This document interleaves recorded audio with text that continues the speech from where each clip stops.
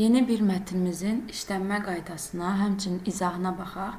Məqsəd burada, yəni mətni göndərim, siz mətni yazın, yox. Məqsəd burada mətni necə işləmək lazımdır. Yəni necə işləyək ki, səhv çıxmasın. Onları başa salacaq. Ona görə də mətni öncədən göndərmədim. Mənlə birlikdə izaha baxırsınız. İzahda hansı, yəni mən necə irəliləyirəmsə, siz də mənim kimi. Oturmuşuq imtahanda elə bir sıfırdan. Mətni ilk dəfə görürük. Necə başlayacaq mətni oxumağa? Deməli, mətnin adı bir də sizi qorxutmasın. Ola bilər, çətin bir ad ola bilər. Mətn çətin olarsa suallar asan olur. Və bu sizin yadınızda qalsın. Baxaq. Cəfər Cabbarlı, xalqının getdiyi yolu aydınlatmağa çalışan maarifpərvər. Cəfər kiçik yaşlarından şeir yazır, Molla Nəsrəddin jurnalının şəkillərinin üzünü köçürürdü. Sonralar əsərlərindəki obrazların rəsmini çəkməyi vərdişə çevirmişdi. Deməli, hansısa bir abzası başa düşmürsünüzsə, heç vaxt ikinci abzasa keçməyin. Zaten başa düşmürsünüzsə, ikinci abzasa keçməyin bir mənası yoxdur. Çünki mətni yaza bilməyəcəksiniz. Ona görə abzası başa düşəndən sonra o bir abzasa keçirik. Bu abzası yeni bir daha oxuyuram. Deməli, Cəfər kiçik yaşlarından şeir yazır, Molla Nəsrəddin jurnalının şəkillərinin üzünü köçürürdü. Adamın kiçik yaşlardan məşğuliyyəti şeir yazmaq və Molla Nəsrəddin jurnalının şəkillərinin üzünü köçürmək olub. Sonralar əsərlərindəki obrazların rəsmini çəkməyi vərdişə çevirmişdi. Yazdığı əsərlərdəki obrazların rəsmini çəkirmiş. Birinci abzas aydındır mənə. 2. Gənc Cabbarlının ard-arda yazdığı pyeslər ona böyük uğur qazandırdı. O isə mən yazıcı deyiləm, sadəcə həvəskaram deyirdi. Deməli, ard-arda pyeslər yazılır. Bu ona uğur qazandırsa da özünü yazıcı hesab eləmir. Deyir ki, mən həvəskaram sadəcə. Üçüncü abzasa baxırıq. Deməli, Cabbarlı insanları müşahidə etməyi sevirdi. Hərçənd bu ona çox vaxt məyus edirdi. O, şəriət qanunlarına tabe edilən çadralı qadınların azadlığını görmək istəyirdi. Cəmiyyətdə qadına mənfi münasibəti tənqid edir, qadınları hüquqlarını müdafiə etməyə çağırırdı. Deməli, Cabbarlı insanları müşahidə etməyi sevirdi. Amma bu xüsusiyyəti çox vaxt onu məyus edirmiş. İnsanları seyr eləmək, müşahidə eləmək. Səbəbi nədir? O, şəriət qanunlarına tabe edilən çadralı qadınların azadlığını görmək istəyirdi. İstəyirdi ki, qadınlar azad olsun. Cəmiyyətdə qadına mənfi münasibəti tənqid edir, qadınları hüquqlarını müdafiə etməyə çağırırdı. Bu abzasda da qaranlıq qalan bir şey yoxdur. Keçirəm növbəti abzasa. Cəfər Cabbarlı teatrı çox sevir, onun xalqı aydınlığa apara biləcəyini düşünürdü. Teatrla bərabər kino da onun arzularının ünvanı idi. Azərbaycan kino sənətinin banilərindən olan Cabbarlı Hacıqara filminə yazdığı senari ilə ilk kino senaristi kimi adını tarixə yazdı. Deməli, 4-cü abzasda nədən danışdı? Dedi ki, teatrı çox sevir və xalqı teatrın aydınlığa apara biləcəyini düşünürdü. Teatr xalqı aydınlığa aparacaq, belə düşünürdü. Həmçinin teatrla bərabər kino da onun arzularının ünvanı idi. Teatrla bərabər kino arzularının ünvanı idi. Azərbaycan kino sənətinin banilərindən olan Cəfər Cabbarlı, deməli, kino sənətinin banilərindən biridir. Hacıqara filminə yazdığı senari ilə ilk kino senaristi kimi adını tarixə yazdı. O, Azərbaycan kinosunu qandallayan durğunluğu aradan qaldırmaq üçün çalışıb vuruşurdu. Təşkilatın rəhbərliyini passivlikdə qınayır, onu yeniliklər etməyə, milli kinonun qapılarını gənclərin üzünə açmağa səsləyirdi. Deməli, Azərbaycan kinosunu qandallayan durğunluğu aradan qaldırmaq üçün çalışıb vuruşur. Yəni, Azərbaycan kinosunun qarşısını nə çəkibsə, qarşını nə saxlayıbsa, bunu aradan qaldırmaq üçün çalışırdı. Təşkilatın rəhbərliyini passivlikdə qınayır, yəni kino üçün çalışanları, bu təşkilatın rəhbərliyini passivlikdə qınayır, onu yeniliklər etməyə, milli kinonun qapılarını gənclərin üzünə açmağa səsləyirdi. Qurumda Azərbaycanlıların sayı az idi. Kino qurumundan söhbət gedir. Qadınların sənət dünyasından kənarda qalması da onda təəssüf doğururdu. Deməli, kino çəkilişlərdə, kino yerlərində qadınlar yox imiş. Cabbarlı yazırdı ki, kənardan aktyor dəvət etmək asandır. Yerli kino öz aktyorlarını yetişdirməlidir. Yəni yerli kino çəkiriksə öz aktyoru olmalıdır. Bunu istəyirmiş. Sevil filminə baş rol üçün qapı-qapı gəzib aktrisa axtardı. Onun fikrincə, başqa millətin nümayəndəsi Azərbaycanlı qızının xarakterini ifadə edə bilməzdi. Deməli, Sevil filmi üçün aktrisa axtarır, özü qapı-qapı gəzib. Çünki düşünür ki, başqa millətin nümayəndəsi Azərbaycanlı qızın xarakterini ifadə edə bilməz. 8-ə baxıram. Deməli, o insanlara kino sənətindən danışır. Bu sənətin millətə və bəşəriyyətə gətirdiyi faydalardan uzun-uzun bəhs edirdi. Deməli, insanlara nədən danışır?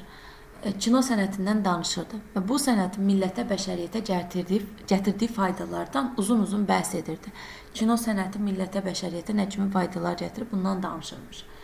Lakin qızlar el qınağından qorxub filmə çəkilməkdən imtina edirdilər. Ya da atalar, qardaşları onlara qadağa qoyurdu. Sonda axtarışlar öz bəhrəsini verdi. İzzət Orucova adlı gənc qız çətinliklə də olsa atasının razılığını alaraq Sevil filmində çəkildi. Sevil qadınların həyatında dönüş nöqtəsi oldu. Filmə baxan bir çox qadın çadrasını atdı. İzzət Orucova isə Azərbaycanın ilk qadın aktrisası kimi tarixə düşdü. Cəfər Cabbarlı xalqın maariflənməsi üçün öz qısa ömründə çox böyük işlər gördü. Mətnimiz yəqin ki aydındır, belə çətin mətn deyil. Diqqətlə oxusaq asandır. Baxaq birinci suala. Mətnə əsasən Cəfər Cabbarlı ilə bağlı bu fikirləri dəqiqləşdirmək olar. Nəyi dəqiqləşdirə bilərik? Diqqətlə baxaq. İmperiya əsarətinə qarşı mübarizə aparıb. İmperiya əsarətinə qarşı mübarizə aparıb? Yox. Sadəcə nəyə qarşı mübarizə aparıb? Şəriət qanunlarına tabe edilən çadralı qadınların azadlığına qarşı. Azadlığına görə daha doğrusu. Deməli bir səhvdir. Millətin maarifçilik yolu ilə dəyişə biləcəyinə inanıb. Bu doğru fikirdir. Deməli bu deyirdi ki, baxın, kinonun çəkilməsini istəyirdi, teatrı istəyirdi, sonra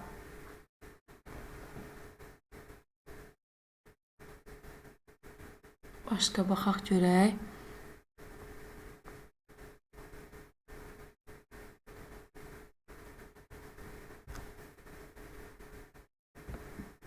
Bilmirəm, video hardasa elə bir dayandı, amma yenə də izah edirəm.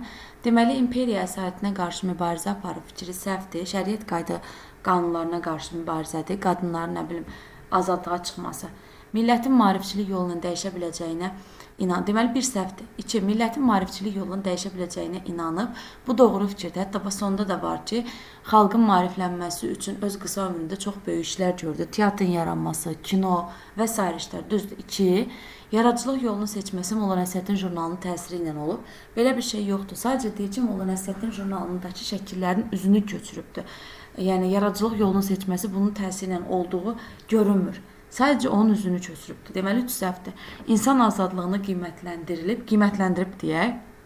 Qiymətləndirib ki, qadınların azadlığı uğrunda çalışırdı. Məsələn, mətndə var belə bir hissədə. Deyir ki, çadralı qadınların azadlığını görmək istəyirdi. Yəni, insan azadlığını qiymətləndirirdi. 2 ilə 4 doğru fikirdir. Sonra, Cəfər Cabbarlının xüsusiyyəti, bu xüsusiyyətlərin təzahür etdiyi məqamlar. Cəfər Cabbarlı təvazökar idi. Harda görürük? Deyir ki, o qədər piyes yazmağına baxmayaraq, deyirdi ki, mən yazıcı deyiləm, sadəcə həvəskaram. 1. Təvazökar, yəni özünü dartmır. Lovğalanmır. Təvazökar budur. Məsələn, təvazökarın antonimi nə deyə bilərik? Təvazökarlıq, lovğalıq deyə bilərik.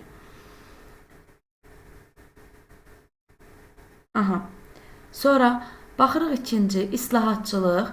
İslahatçılıq xüsusiyyəti. İslahatçılıq nə deməkdir? Yəni,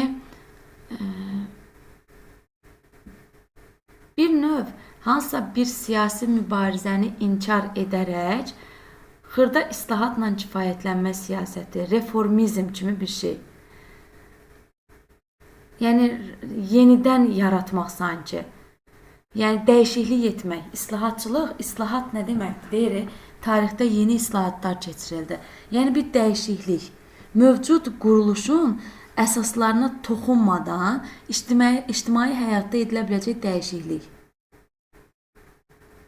Yəni mövcud quruluşun bu fundamental əsaslarını saxlayırsan, amma ictimai həyatın hər hansı sahəsində həyata keçiriləndə dəyişiklik. Baxaq görək necə əsaslandırıb. Təşkilatın rəhbərliyini passivlikdə qınaması, onu yeniliklər etməyə çağırması, bu da olar, doğru fikirdir. Həqiqətən də kino sahəsində təşkilatın rəhbərliyini passivlikdə qınayırdı və yenilik üçün çalışmasını istəyirdi. Düzdür. 1-2 İfrat millətçilik, onda pis bir şey yox idi. İfrat millətçilik yox idi onda. Deməli 3-ü çıxdıq. Şöhrətpərəst deyildi, əksinə dediyi təvazökar idi. 4-ü də çıxdıq. Ədalətlilik, bəli, ədalətli idi ki, yəni kişilərin azad olduğu bir yerdə, dünyada qadınları da azad görmək istəyirdi. Qadınları azad görmək istəməsi. 1, 2, 5. Doğru cavab D variantı. Sonra baxaq bu suala. Deməli, mətndə üzərində rəqəm yazılmış sözlər əsasında doğru fikri müəyyən edin. Cavab oldu, olmadı, fərqi yoxdur. Əsas sualın işləmin məğzinə baxmalıyıq. Üzərində rəqəm yazılmış sözlər əsasında cədvəldəki doğru fikirləri müəyyən edin. Üzərində rəqəm yazılmış sözlərə baxaq görək hansıdır. Deməli, 1. Obrazların, əsərdəki obrazlar. 2. Onu çox vaxt məyus edirdi, məyus etmək. 3. Banilərindən. 4. Qandallayan. 5. Bəhrəsini. Deməli, üzərində rəqəm yazılmış sözləri gördük. İndi keçək aşağıda həmin sualla bağlı testimizə baxaq görək nəyi istəyir. Əvəz edə bilən. Hə. Birinci sözümüz nə idi? Obraz idi. Deyir ki, əsərlərindəki obrazların rəsmini çəkməyi. Obrazların obraz, surət. Əsərdə iştirak edən obraz, surət. Olar, bir düzdür. Sonra 2 nə idi? 2 onu çox vaxt məyus edirdi.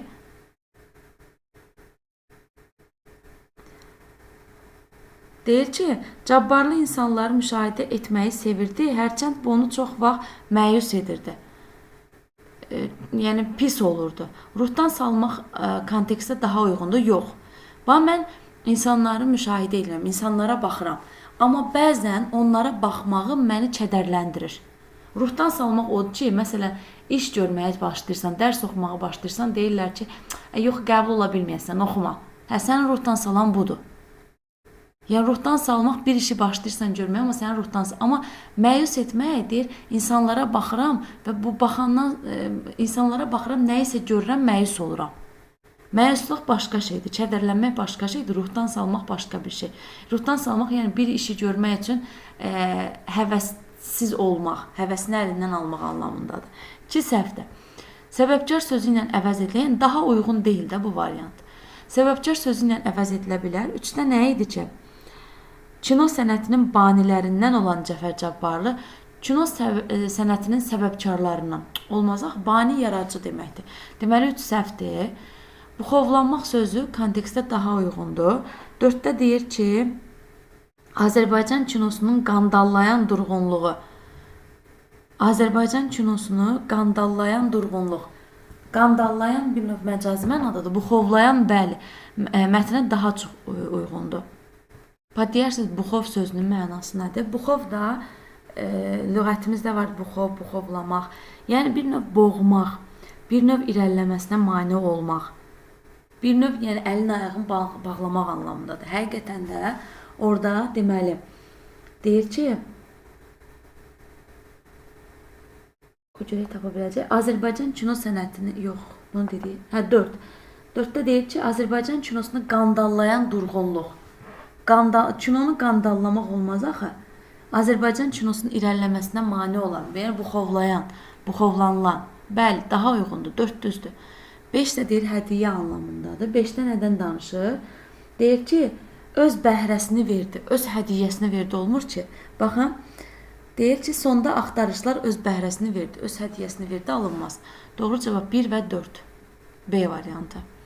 Sonra, qarşısında rəqəm yazılır. Qarşısında hansı işarələrin qoyulduğu ifadələr məcazi mənadadır? Mətndəki birinci ifadəmiz nədir? Gəlin baxaq. Görmək istəyirdi, sonra mənfi münasibət, adını tarixə yazdı, arzuların ünvanı. Bunlar da düzdür. 4 dənə işarə var. Keçək indi sualımıza. Bu üçbucaq işarəsi də var mətndə.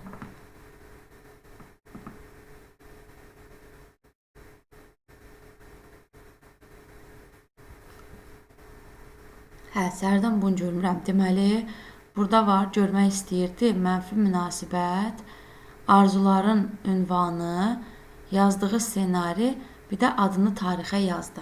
Bunları götürdük, düzdür? İndi aşağıdakı sualda bizdən nə istəyir? Deyir ki, üzərində hansı işarələrin qoyulduğu ifadələr məcazi mənadadır. Məcazi mənadadır deyir. Baxaq.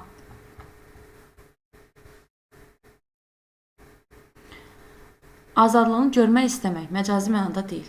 Mənfi münasibət ola bilər, bəli. Müsbət münasibət, mənfi münasibət. Yəni pis münasibət anlamında düzdür, olar. Sonra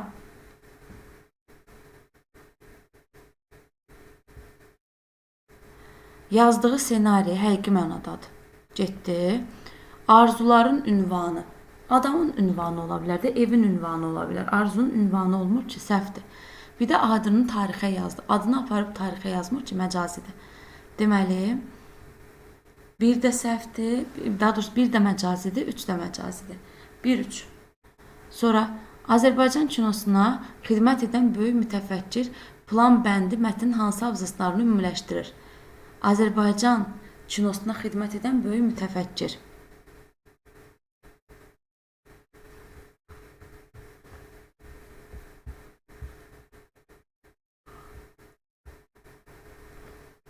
Deməli, baxırsınız ki, birinci abzasda kinodan danışmır, ikinci abzasda kinodan danışmır, üçüncü abzasda kinodan danışmır. Düzdür?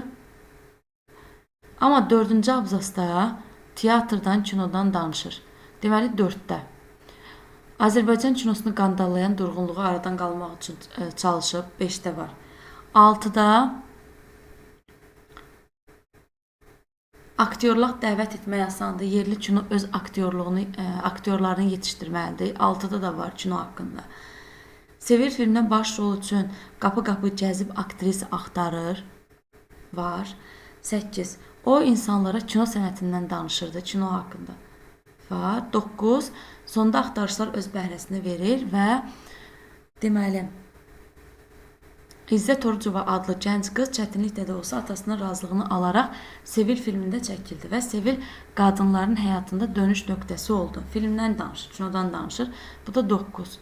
4, 5, 6, 7, 8, 9. Bunlar da. Onda da ümumiləşdirilmiş fikirdir. 4-dən 9-a.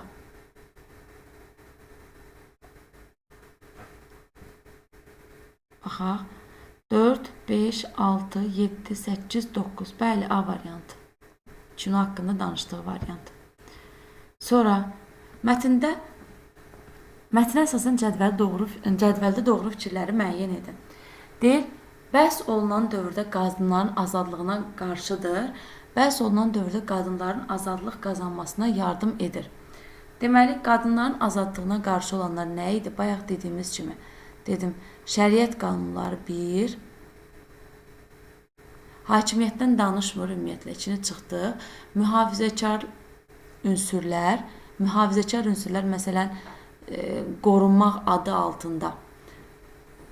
Deməli, məsələn, qadınların teatra gəlməsinə mane olurdular, kinoya çəkilməsinə mane olurdular, bəzən qardaşları, ataları, mühafizəkar, yəni bir növ qoruyucu. Sonra, bəhs olunan dövrdə qadınların azadlıq qazanmasına yardım edir. Nə yardım edir? Kino sənətinin olması ki, kinonun çəkilişi, nə bilim, Sevilin çadrasının atması artıq onların da bəzən azadlıq qazanmasına səbəb olur. 4.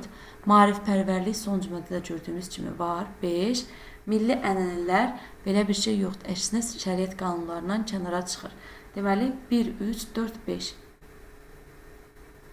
1, 3, 4, 5 D variantı.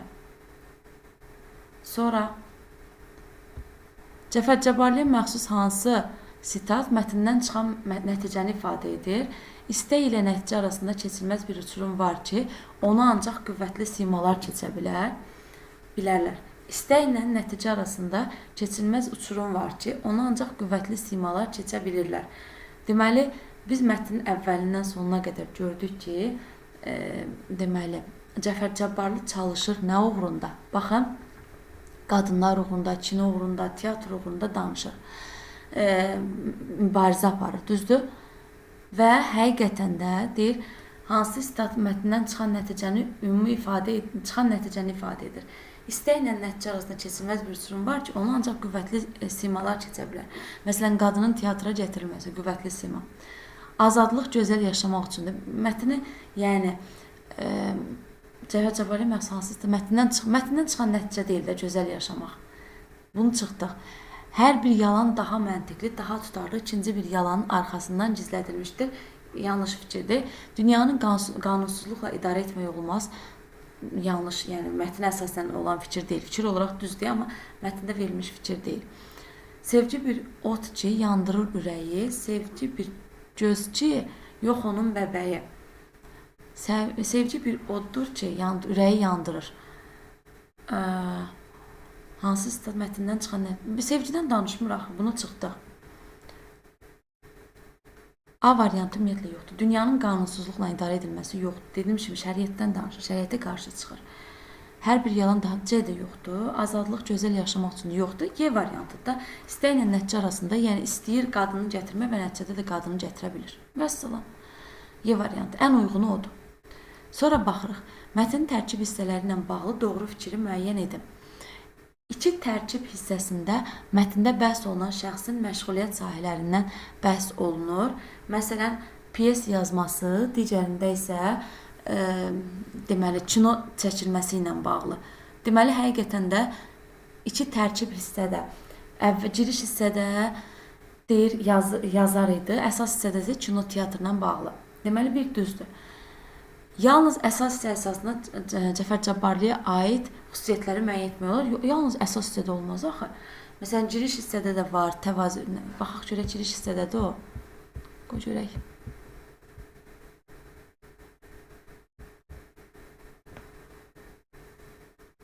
Baxın. Mən yazıcı deyiləm, sadəcə həvəskarım deyirdi. Giriş hissədə onun xarakterinə aid təvazökarlığı görə bilirik. Giriş hissədə. Düzdür. 3. Yalnız əsas hissə əsasında Cəfər Cabbarlının öz prinsiplərinə sadiq olduğunu əsaslandırmaq olar. Bəli, öz prinsiplərinə sadiq olduğunu biz əsas hissədə görürük ki, yəni adam yolundan dönmür. Və görürsünüz, orada deyir ki, qapı-qapı gəzir, aktrisa axtarır. Çünki deyirdi ki, yerli kino aktyor yetişdirməlidir. Yəni, Azərbaycan kinosu çəkilirsə, yerli kino çəkilirsə, məsələn, orada da yerli aktyorlar, aktrisalar olmalıdır. Qadın axtarır və dayanmadan, deməli, qapı-qapı gəzib aktrisa axtarır, sonunda da həqiqətən də tapır. Deməli, 3 düz fikirdir. 4. Sonuncu abzas birinci abzasın sonuna artırılsa, mətn tərkib hissələrindəki əlaqə bərpa olunar, əlaqə pozulmayıb. Sonuncu abzas hara artırılsa deyir, baxaq. Birinci abzasın sonuna artırılsa, mətn tərkib hissələrinin əlaqəsi bərpa olunar. Sonuncu abzas. Cəfər Cabbarlı xalqın maariflənməsi üçün öz qısa ömründə çox böyük işlər gördü. Deməli, birinci abzasın sonunda deyir ki, o obrazların rəsmini çəkməyi vərdiş etmişdi. Hələ bu cavan vaxtlardır. Birbaşa necə deyə bilərəm ki, maariflənməsi üçün öz qısa ömründə çox böyük işlər gördü. Bu ümumiləşdirilmiş cümlədir, nəticədir. Ona görə yaza bilmərik. Deməli, doğru cavab variantımız olur. Nə idi doğru cavab variantı? 1 və 3. Nöqtələrin yerinə uyğun olmaqla abzaslar arasında əlaqəni bərpa edən cümlə yazın. Nöqtələrin yerinə uyğun olmaqla abzaslar arasında əlaqəni bərpa edən cümlə yazın. Birinci gəlin nöqtələrin yerinə baxaq. Hardadır nöqtələr? Sevil filminə baş rol üçün qapı-qapı gəzib aktrisa axtardı. Burada əvvələ nə yaza bilərik? Əvvələ nə yaza bilərik? Cabbarlı özü rahat yol seçmədi. İlk addımı elə Cəfər Cabbarlı özü atdı. Cabbarlı özü asan yol seçmədi. O özü isə başqalarından fərqli davrandı. Cabbarlı öz əsəri Cabbarlı öz əsəri ekranlaşdırılarkən aktrisalığa məhz Azərbaycanlı qız seçməyə qərar verdi və s. Cəfər Cabbarlı deməli asan yol seçmədi. Özü isə başqalarının fərqli davranırdı. Baxaq görək asan yol seçməməsi var. Deyir ki,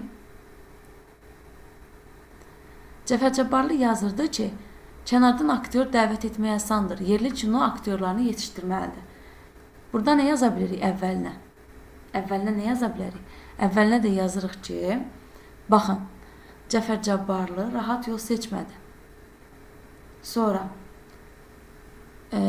yəni o deyir rahatdır da kənardan aktyor dəvət eləmək. Baxın, əvvəlki hissənin birbaşa uyğunlaşır. Kənardan aktyor dəvət etmək asandır, yerli aktyor yetişdirmək çətin. Yazırsınız ki, Cəfər Cabbarlı asan olan yolu seçmədi. Yəni çətin olan yeri seçdi ki, yerli aktrisa.